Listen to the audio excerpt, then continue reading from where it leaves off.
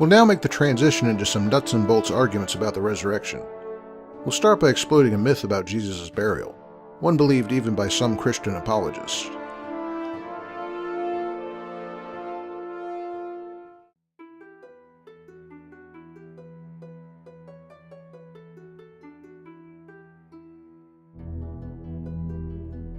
There are critics and apologists alike who make it a point of argument that Jesus was buried honorably in the tomb of Joseph of Arimathea. But there's a twist to this tale. We already know that Jesus' execution was not honorable. So why would we think that he would have been permitted an honorable burial? I believe that Joseph did his best to add honor to Jesus' burial, but the simple fact is that it was a case of trying to make the best of a bad situation. In spite of their hatred of Jesus, the Jewish leadership would be compelled by the strictures of Deuteronomy 21, which indicated that any man hung on a tree had to be buried before nightfall. Nevertheless, they would still wish to indicate that Jesus was in some way a deviant, and so there would be some sort of compromise procedure.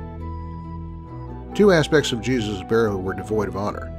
He was buried in a tomb that did not belong to him or to his family, and public rites of mourning were not observed. No matter what Joseph intended, he wasn't Jesus' family, and the burial in Joseph's tomb was not an honorable one by virtue of that.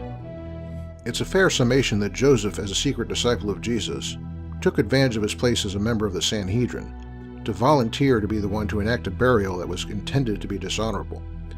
But he used this privilege subversively, doing what he could to add honor to a burial that would still be overwhelmingly dishonorable.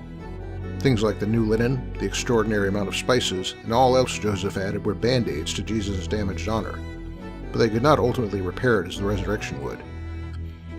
How does all this come into play where the resurrection is concerned?